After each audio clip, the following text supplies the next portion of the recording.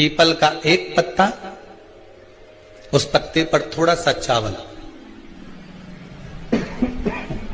थोड़ा सा चावल। पूर्णिमा की रात्रि को अपने हाथ में लेकर, अपने नयनों से लगाकर, शरीर पर से स्वयं उतारकर उसको दरवाजे के पास रख दीजिए। पूर्णिमा की रात्रि को पूर्ण होने पर उस चावल को दूसरे दिन सूंघ कर बहते हुए पानी में डाल दीजिए। महाराज, कितने भी रोग से ग्रसित हो गए, पीपल का एक पत्ता 52,000 ब्राह्मण की साक्षी कराता है। महाराज बहुत ध्यान देना, पीपल के वृक्ष में स्वयं नारायण का, मेरे कृष्ण का वास है। स्वयं भगवान गीता के अंतर्गत कहते हैं कि मैं पीपल का वृक्ष हूं। श्री शिवाय नमस्तु। और एक विश्वास के साथ आप लोगों से कहना चाहूंगा, जितने लोग आस्था पर कथा सुन रहे हो, जितने फेसबुक यूट्यूब पर सुन रहे हो, और जितने लोग मालेगांव की ये पवित्र भूमि पर बैठकर कथा सुन रहे हो, एक दिल से कहूं आप लोगों से, आप स्वीकार करिएगा, दुख की घड़ी में कोई आए चाहे ना आए, अगर आपने दिल से, कर्जा हो गया, समस्या विकट हो गई, तकलीफ बढ़ गई, दुख बढ़ गया, आप शंकर भगवान के मंदिर में जाकर, ये जरूरी नहीं है कि आप सीहोर आए या कहीं जाएं, आप तो आपके घर के पास में जो शिव मंदिर हो, उस मंदिर में एक लोटा जल चढ़ाना चालू कर दो, वो धीरे धीरे दुख काटना प्रारंभ कर दे, काटेगा दुख। बस जल चढ़ाने का एक नियम है शिव जी का। शंकर भगवान को जो जल चढ़ाया जाता है दुख काटने के लिए, तकलीफ काटने के लिए, कष्ट मिटाने के लिए, तो एक नियम है शंकर भगवान का जल चढ़ाने का जो नियम है। जैसे ये गौल जलाधारी है, यहां से पानी गिरता है, ये शिवलिंग है। ये दो जो भगवान का पानी जहां बहकर जाता है ये गोल में से, तो यहां जो स्थान है, ये सीधे भाग पर गणेश जी विराजमान है, लेफ्ट भाग में कार्तिकेय जी है, बीच में एक मोटी सी लाइन होती है जहां सुख सुंदरी है, ऊपर से जो बूंद बूंद पानी गिर रहा है वो शंकर भगवान की 5 लड़कियां हैं, जया, विषहरा, शामलीबारी, दौतली और देव। जहां गोल भाग है, जहां शिवलिंग रखा हुआ है, ये माता पार्वती जी का हस्त कमल है, जिसको पीठिका कहते हैं। महाराज, जल चढ़ाने का नियम है, जब हमारे ऊपर दुख होता है, तकलीफ होती है, कष्ट होता है, बड़ी दिक्कत परेशानी होती है, तो हम जल चढ़ाते हैं। तो जल को चढ़ाने का नियम है, पहले गणेश जी का स्थान, कार्तिकेय का स्थान, अशोक सुंदरी की जगह, फिर माता पार्वती की पीठिका, उसके बाद जलाधारी को स्मरण कर कर जल धीरे धीरे शंकर भगवान पर छोड़ा जाता है।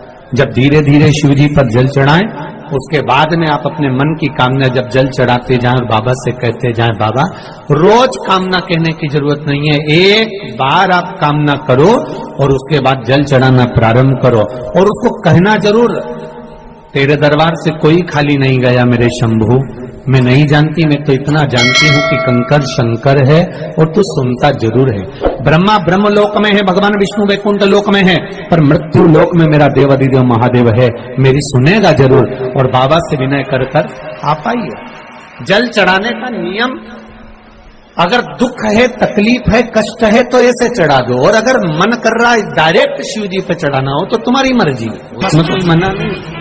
शिव तत्व किसको कहते हैं? शंकर का गुणगान, शिव का स्मरण, भगवान शंकर का मंत्र जाप किसको कहते हैं? ये वही समझ सकता है जिसके भीतर शिव समाया होगा।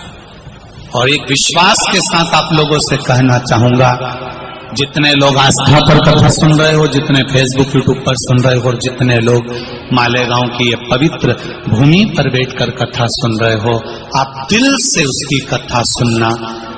इस वाणी का, इस व्यासपीठ का एक शब्द हो सकता है, हॉस्पिटल में पड़ा हुआ कोई व्यक्ति, कर्जे में डूबा हुआ कोई व्यक्ति, गलत व्यसन में पड़ा हुआ कोई व्यक्ति को आपके द्वारा निकली हुई वाणी से भी बाहर निकाल सकता है। जैसे उस माँ को कहा किसी ने सियोर वाला महाराज कहता है एक बार चले तो जा शंकर जी के मंदिर में। उसने पत्र भी लिखा। जब वो सियोर वाला महाराज कहता है, चिल्ला चिल्ला कर कहता है, एक लोटा जल सारी समस्या का हल। तो जा 7 साल में उस बच्चे की वाणी वापिस आ सकती है जो वाणी नहीं थी। जब वो वाणी मेरा महादेव दे सकता है, वो देखो उस माँ के चेहरे की खुशी, उस माँ के चेहरे की रौनकता, जिसका बेटा 7 साल बाद बोला हो, उसका आनंद देखिए कि कितना होगा, कितना आनंद होगा।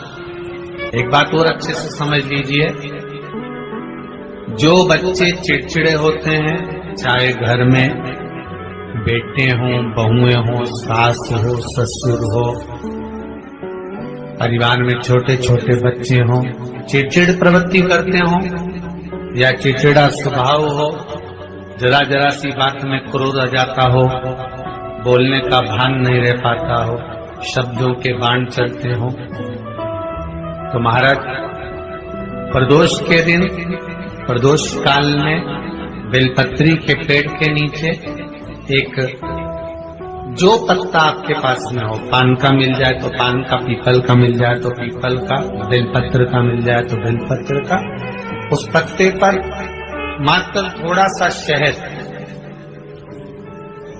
और 7 दाने चावल के रखकर घी का दिया लगा दो महाराज, और थोड़ा सा जल हाथ की अंजलि में लेकर भगवान देवाधिदेव महादेव का स्मरण कर कि इस बेलपत्री के वृक्ष के नीचे माता लक्ष्मी, पार्वती, सरस्वती विराजमान है।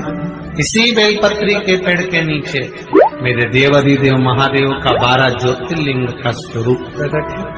उनका स्मरण कर जल चढ़ा दीजिए और उसका स्मरण कर लो जो चिड़चिड़ प्रवृत्ति करता, क्रोध करता, जिसको बोलने का भान नहीं होता हो, सम्मान नहीं देता हो, अपशब्द कहते हो, उनका स्मरण कर छोड़ेंगे।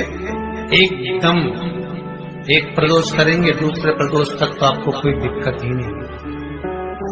2-3 प्रदोष कर देखिए, बाबा कृपा। 3 जगह पर अगर कोई बीमारी ऐसी हो गई कि वो समाप्त नहीं हो रही, बड़ी बड़ी तकलीफ, मतलब एक बार दवाई अगर चालू हो गई तो दवाई बंद ही नहीं हो रही है, तो उसके लिए आपको 3 जगह पर जल चढ़ाना प्रारंभ कर दो। मात्र 1 हफ्ते से ज्यादा चढ़ाना भी नहीं पड़ेगा। जैसे 1 हफ्ते आप टेबलेट लेते हो, गोली लेते हो, 1 हफ्ते चढ़ाना प्रारंभ कर दो। सबसे पहले बेलपत्री के पेड़ के नीचे क्या करना है, जल का पात्र लेना है, उसमें 2 दाने चावल के डालना, 2 दाने अक्षत के डालिए। पहले बेलपत्री के पेड़ के नीचे जाओ, वहां जल चढ़ाओ, फिर जाइए पीपल के वृक्ष के नीचे, वहां जल चढ़ाइए। आखिरी में शिवाय नमस्तुभ्यम। दर्शकों, हर हर महादेव। स्वागत है आपका अपने YouTube चैनल त्रिनेत्र के उपाय में।